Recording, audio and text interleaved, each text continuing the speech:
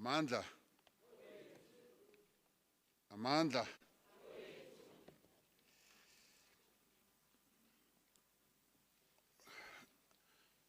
Deputy President of the African National Congress, former President Thabo Mbeki, Kgalema Motlanthe, officials of the African National Congress, members of the NEC, the leadership of COSATU, the South African Communist Party, and SANCO, the leadership of the ANC Women's League, the Youth League, and the Veterans League, and the leadership of the MK Liberation War veterans, deployed comrades, and all friends who are here. Let me express a warm word of welcome to all of you who are in attendance at this 2024 NEC Lekgotla. This Lekgotla is taking place in the year that we celebrate the 112th anniversary of our democracy, of the birth of the ANC, and the 30th anniversary of our democracy. It is an important opportunity for us to reflect as we celebrate later this year on the 30 years of our democracy, to reflect on the progress the ANC-led government has made over the last 3 decades in fulfilling our historic mission to build a united, non-racial, non-sexist, democratic and prosperous society, and also in improving the lives of all who live in our country. We have constructed a democratic state guided by a progressive constitution and a system of institutions, laws, and policies that aim to translate its values into practice. We have made progress in reducing poverty and extending basic services to reach the majority of South Africans, advancing the fundamental rights contained in our Bill of Rights. And we have established a dynamic and prosperous economy that is sustainably transformed from the economic structure which was imposed by apartheid, much as there is still a lot of work to be done to restructure this economy. We have enacted laws to empower women and young people and reinforce these laws by developing a number of programs to promote the inclusion of women and young people into all facets of South African life. We have equally introduced measures to prohibit discrimination and advance the rights of groups and individuals such as disabled persons, the LGBTQI+ persons, and others who are historically discriminated against. Since 1994, we have used various mechanisms to distribute resources towards the poor in our country. Through the social wage, in addition to grants, we have provided free basic services, healthcare, education, and subsidized housing to poor people in our country and working class South Africans. We have consistently worked to ensure that our budgets are pro-poor and anti-poverty, when debt servicing costs, in terms of our budget, are excluded, around 60% of government's budget is spent on the social wage. Nevertheless, as South Africa approaches 30 years of democracy, we do face unprecedented social and economic challenges. The combined impact of the coronavirus pandemic, the violent unrest of July 2021, a severe electricity supply shortfall, the declining performance of the freight and passenger rail networks, and the lasting impact of state capture and corruption on public institutions has largely contributed to severe social and economic challenges.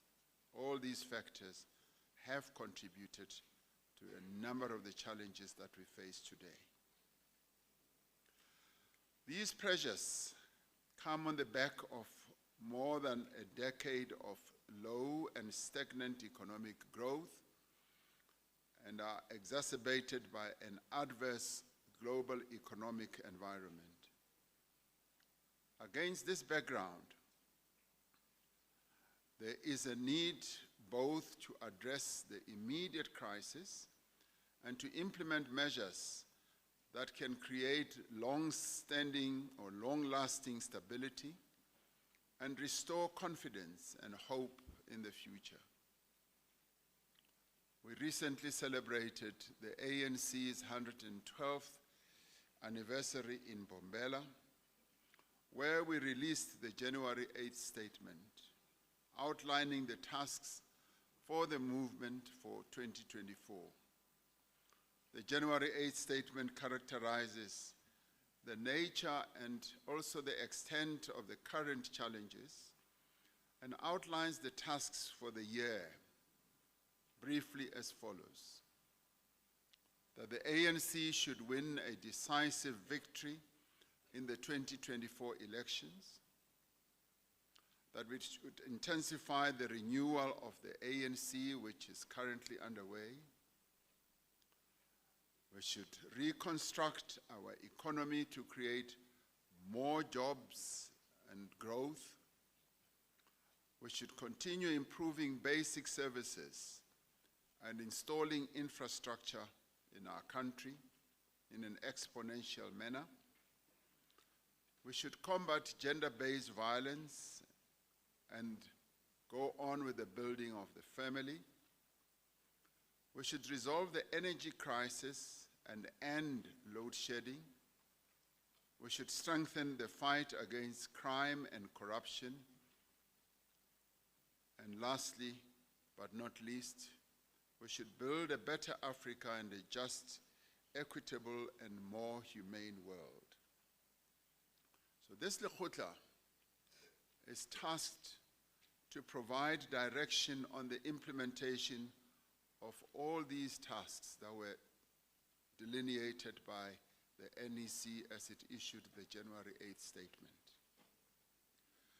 We should look into the detail and also come up with practical measures that we must take to address the priorities of the year as set out by the NEC.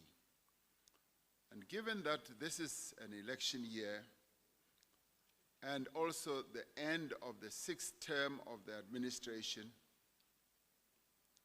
our plans and proposals must speak to this reality.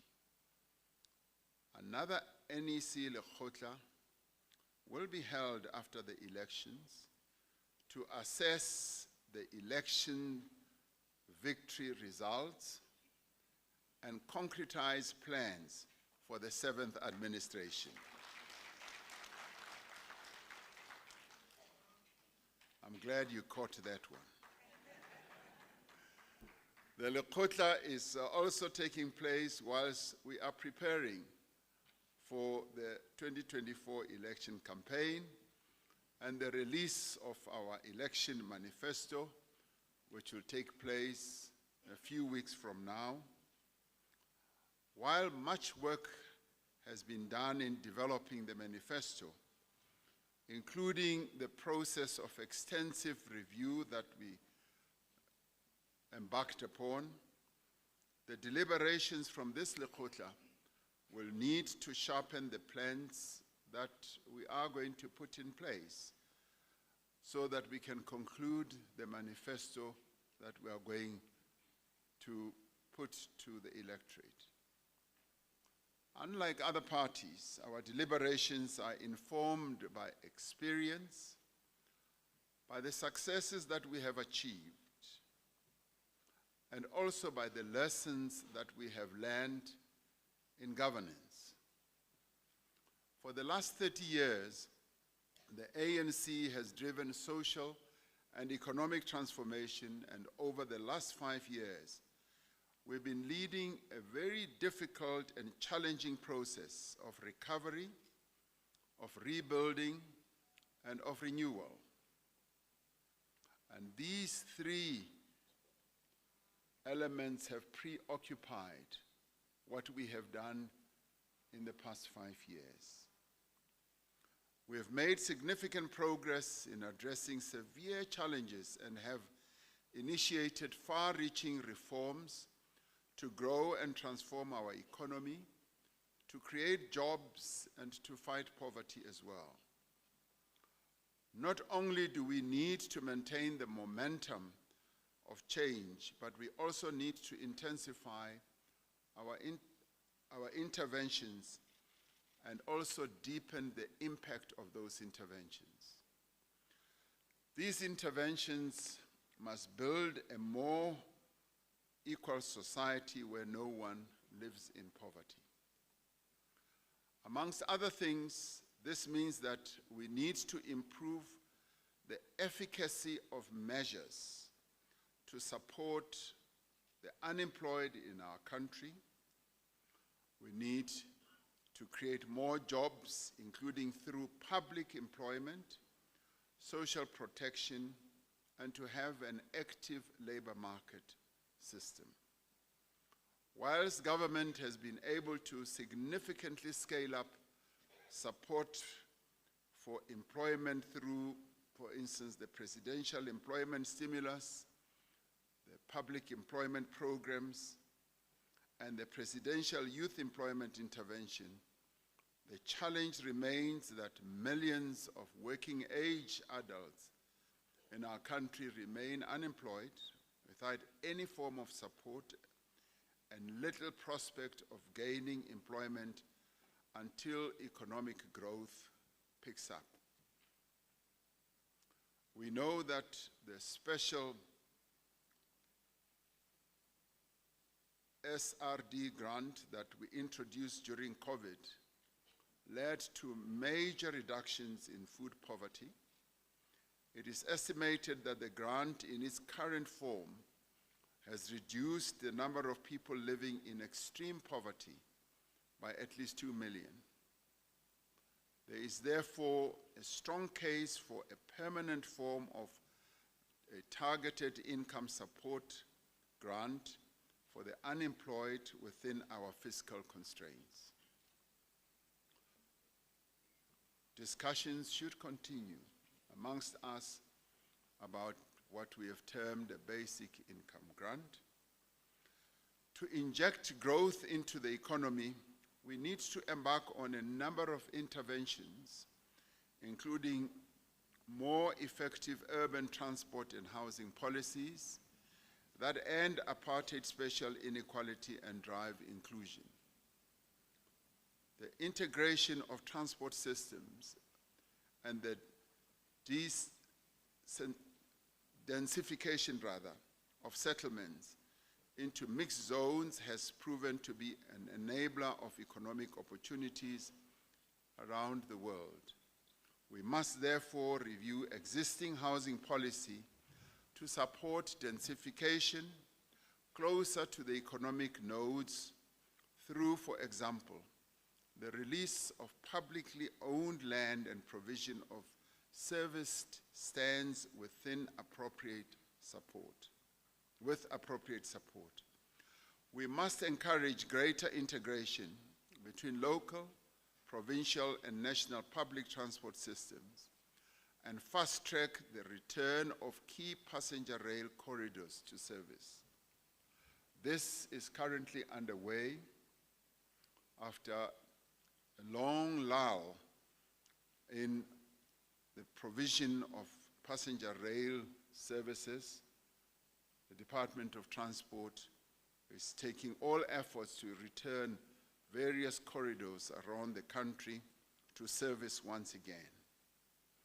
This means that we must intensify our work to complete the work towards competitive and efficient network industries. Our interventions must achieve a dynamic, growing, and inclusive economy. We must also increase our investment in gross capital formation, focusing on both social and investment type of infrastructure through innovative ways of funding.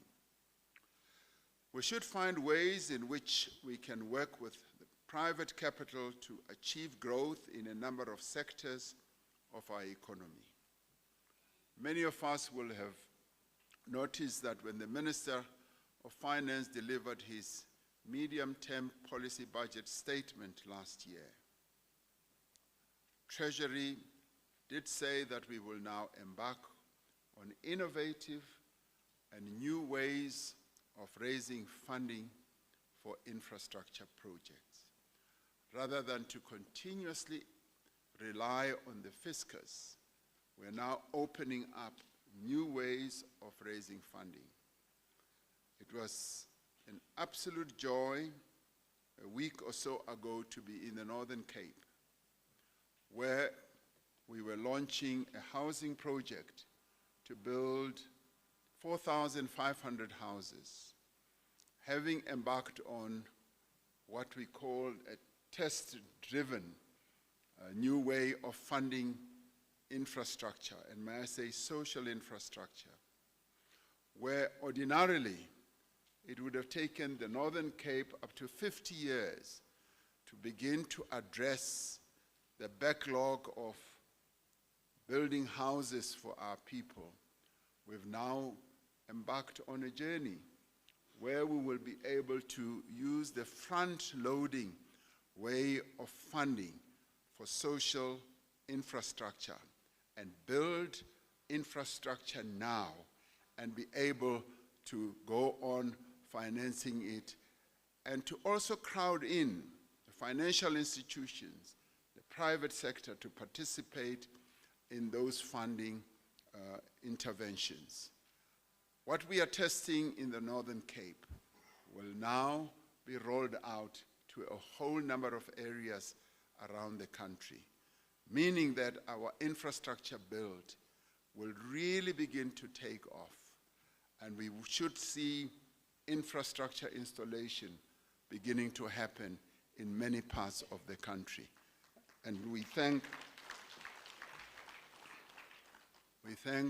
the bravery and the courage and the foresight of the Premier of the Northern Cape and those colleagues that he works with.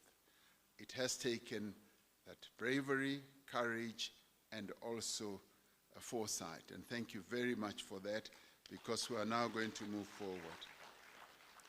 Now, in addition to the short-term measures required to address the immediate electricity supply shortfall, our Energy Action Plan outlines longer-term reforms that will fundamentally change South Africa's energy sector. We have already embarked on a journey of transforming our energy sector, which is going to stand our country in good stead. We must pursue these reforms with a clear purpose to ensure energy security and encourage far greater levels of fixed investment, which will be a critical driver of economic growth in the coming years. Similarly, improved efficiency in logistics can unlock the potential of the rest of the economy, as the cost of logistics affects all other sectors. The services which move goods and people should be provided in a safe, efficient, and cost-effective manner, and designed to promote economic growth and to eradicate economic inequality as well. Now, to address severe inefficiencies in this sector, government recently adopted the Freight Logistics Roadmap. And this roadmap was crafted together with labor, together with the business community, all of them working in their various subsectors of the logistics sector of the economy. We must ensure the timely implementation of the measures that are contained in the roadmap to fundamentally transform our country's freight logistics system. This will ensure that port and rail infrastructure remains state-owned while introducing private sector participation and competition in operations to significantly increase the volume of goods that can be transported for export. This improvement of our ports will also heighten our capacity when it comes to taking up opportunities that are being given rise to by the crises that are happening globally. As sea transportation faces challenges in the Red Sea, a number of companies are now diverting the ships that normally go through the Red Sea right around our Cape of Good Hope. And through this, we are then able to take advantage of bunkering services, port services, and they are coming in their thousands and thousands.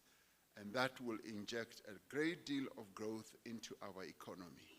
So that is where the roadmap on logistics is going to stand us in good stead. The great potential for job creation lies in small businesses and also in the informal sector. All over the world, in many countries, it is the small business sector that drives the economies of various countries, and that is the biggest job creator. In your more developed economies, small business sector contributes upwards of 60 to 65 or 70% of job creation. So should it also be here with us. We need to focus on unlocking growth in informal employment by, for example, for small business, by removing restrictions on their trading, informal or formal trading, by removing and reducing the cost of trading permits for informal businesses and expanding banking and non-banking lending for small businesses.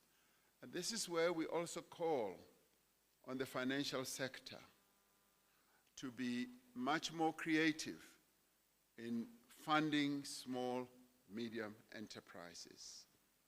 We found that the conditions that are set for small, medium enterprises become so stringent by the financial sector that in the end they find no capital becoming available for their businesses. It is in this area where we need to open up greater opportunities for the small, medium enterprise sector.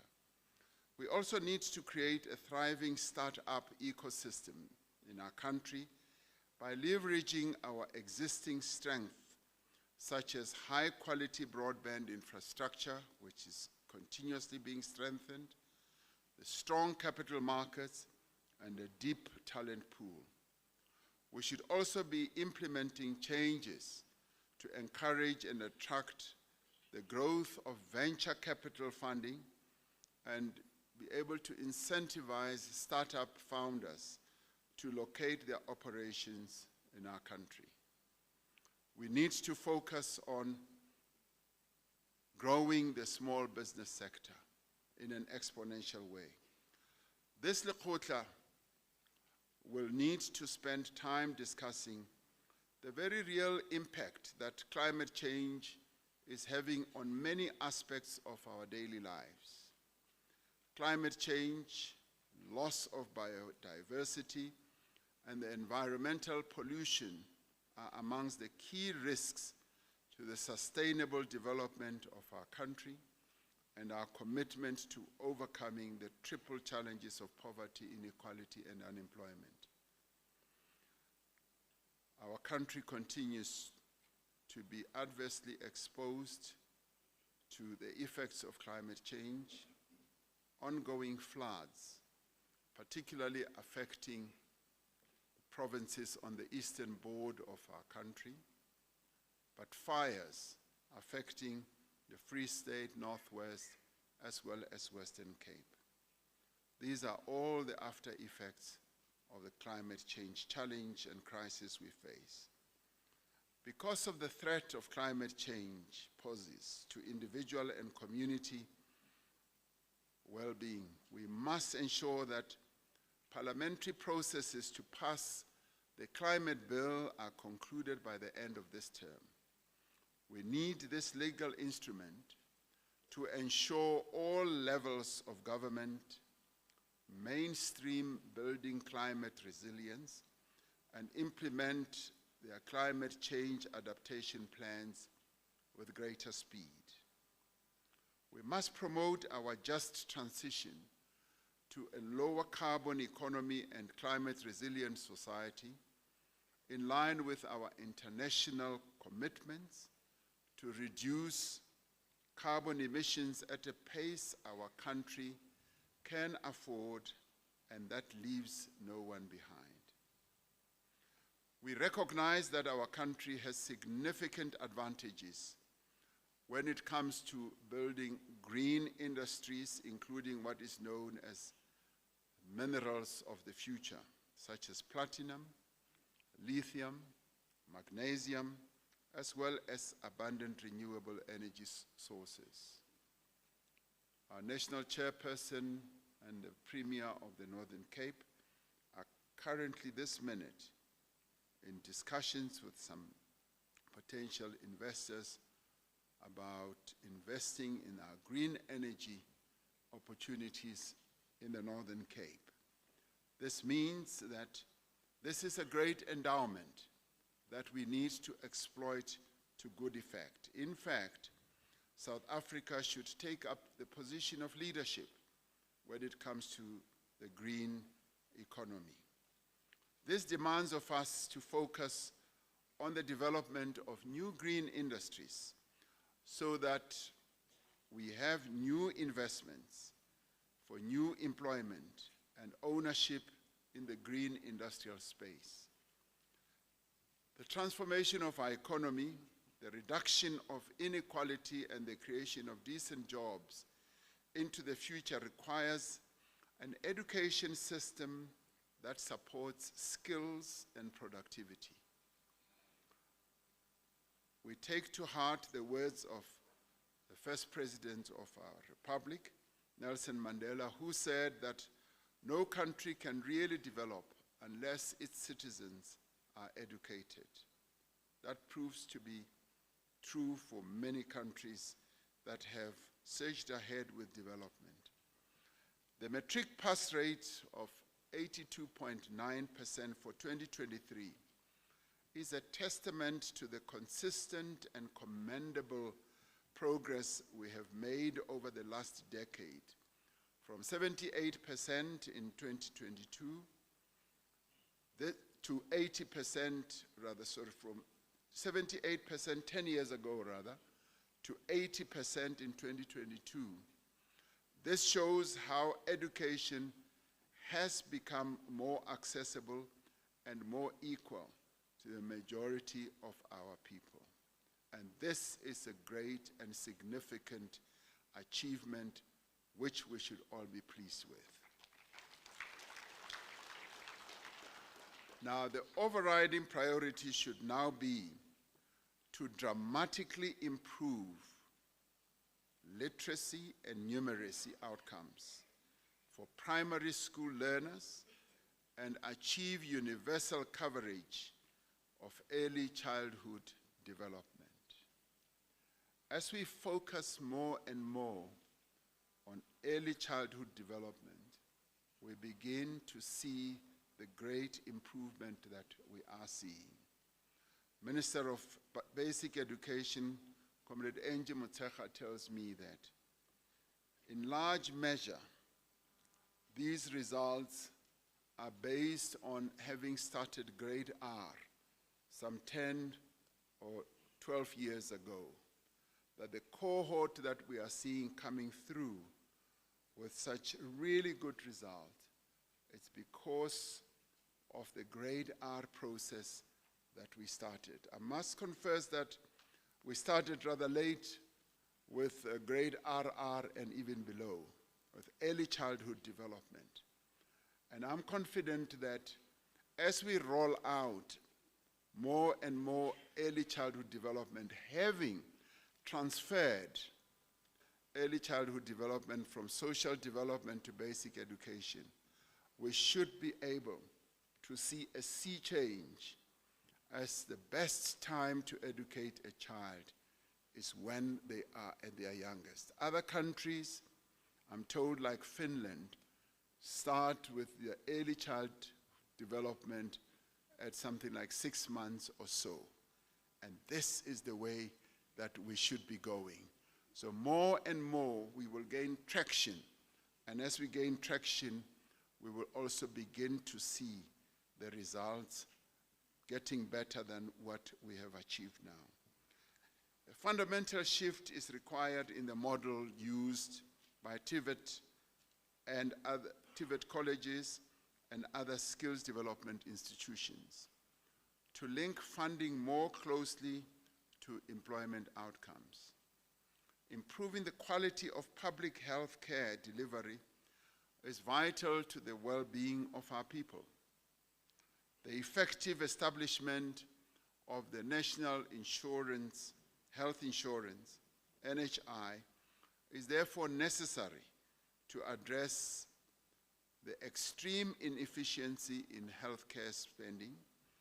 The NHI is a critical instrument for improving the health of all South Africans and thereby contributing to the reduction of poverty, improved productivity, and inclusive economic growth.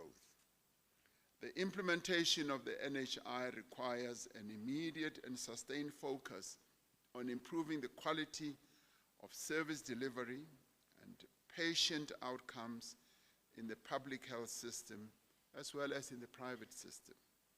We must build a safe and secure environment for all South Africans. This requires capable, sophisticated, and independent law enforcement agencies which can fight complex and organized crime, as well as greater attention being paid to the socio-economic determinants of crime as part of an effective prevention strategy. Sufficient progress has already been made in restoring the integrity and independence of law enforcement agencies. These agencies should be given the resources and the powers that they need to implement their mandates, and to implement them effectively, with priority being given to the establishment, for instance, of the Independent Directorate as a permanent anti-corruption agency, and the development of sophisticated forensic capabilities. All of these measures must be underpinned by a capable state that has a cohort of professional, dedicated civil servants with the skills and resources to deliver comprehensive services to all citizens in our country and also have the capability of maintaining public infrastructure. We need to harness the power of artificial intelligence and technology to develop modern digital public infrastructure and services that support more effective development.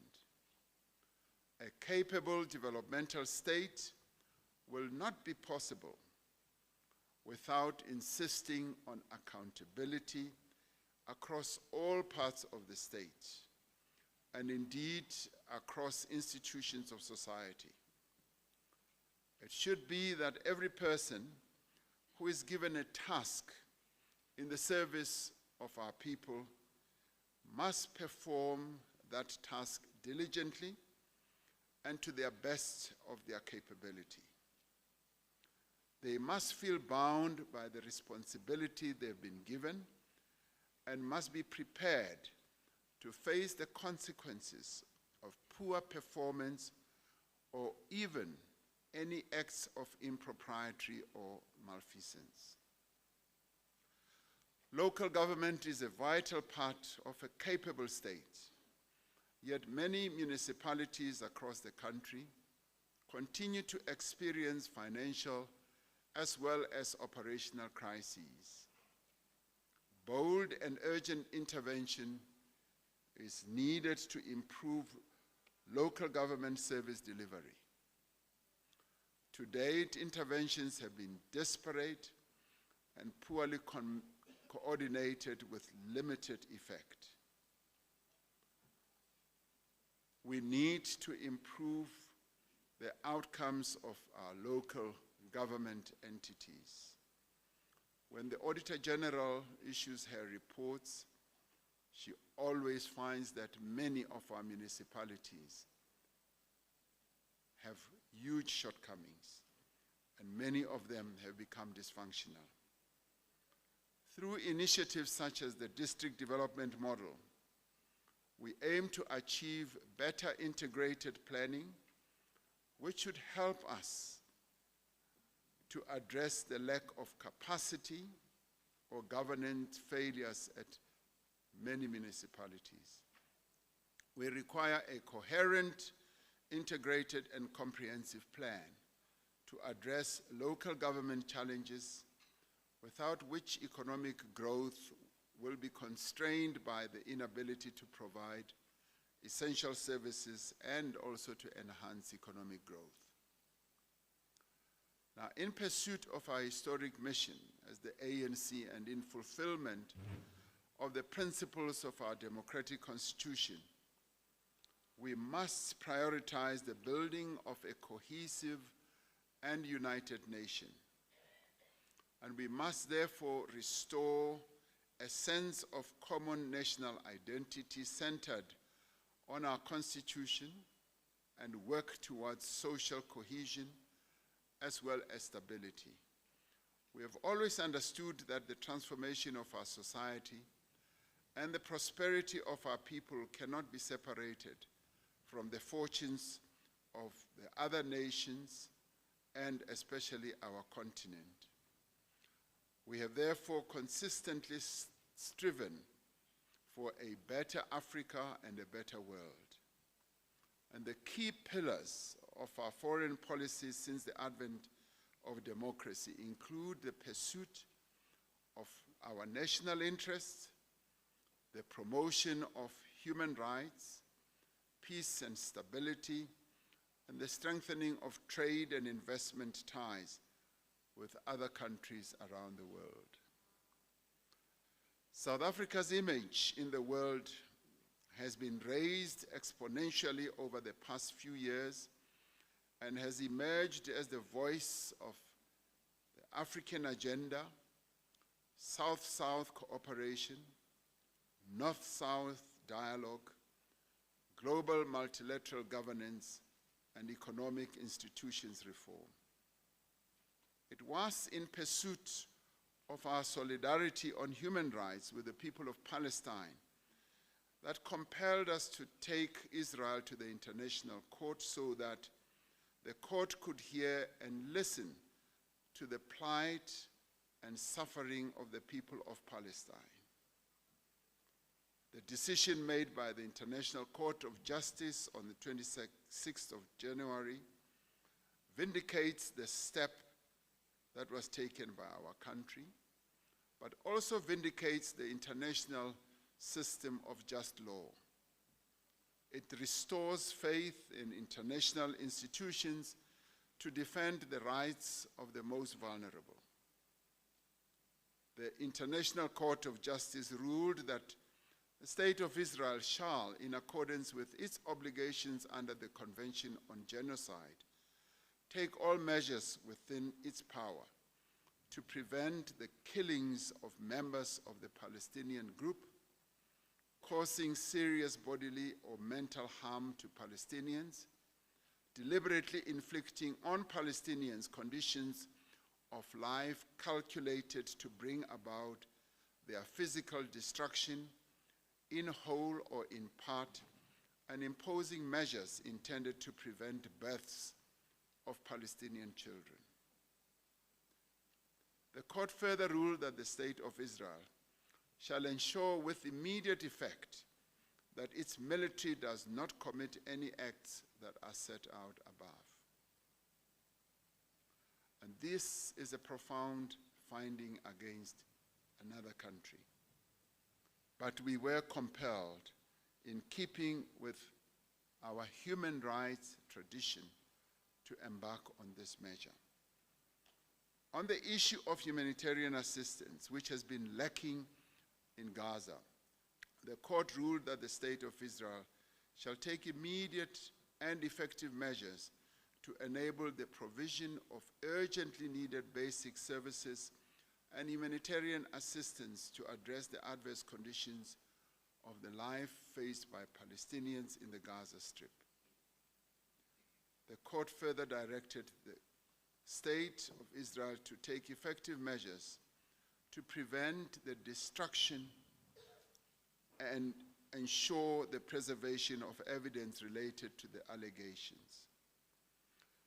The next steps, therefore, will see us turning to the structures meant to oversee this, starting with the United Nations Security Council and, of course, a number of other agencies as well.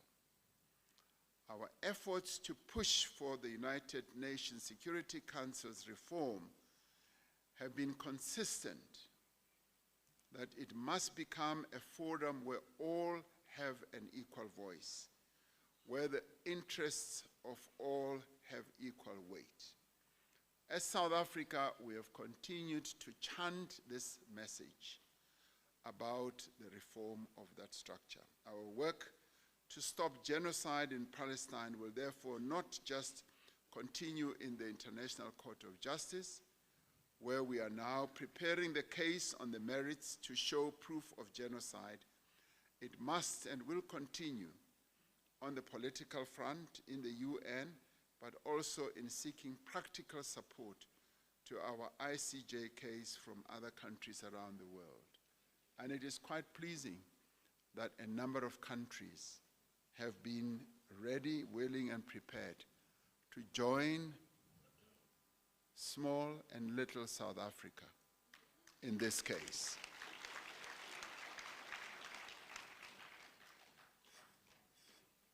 Through our commitment to our principles, our policy decisions, we have garnered respect and appreciation in the international arena.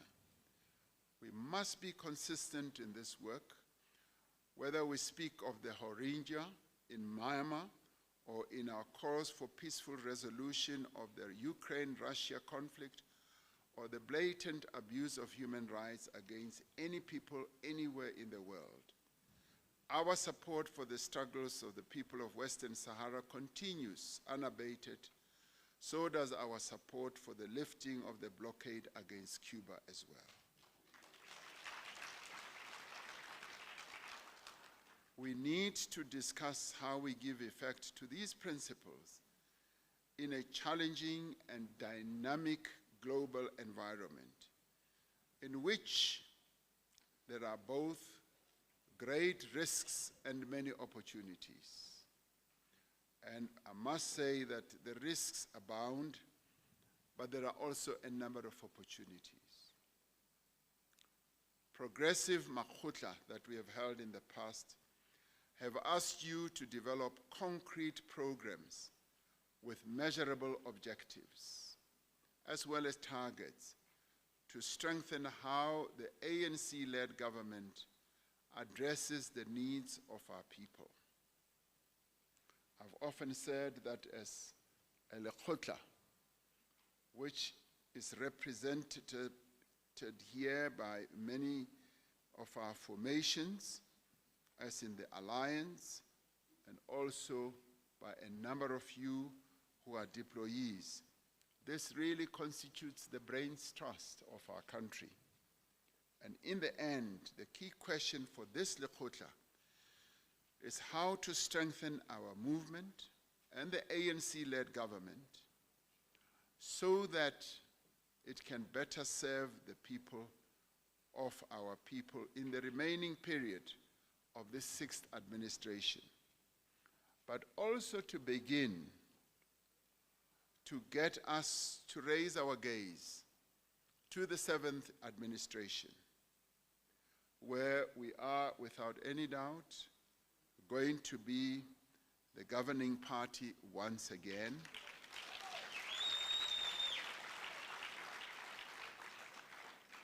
And we should be clear and concise in our discussions, and, may I add, develop realistic programs with measurable targets.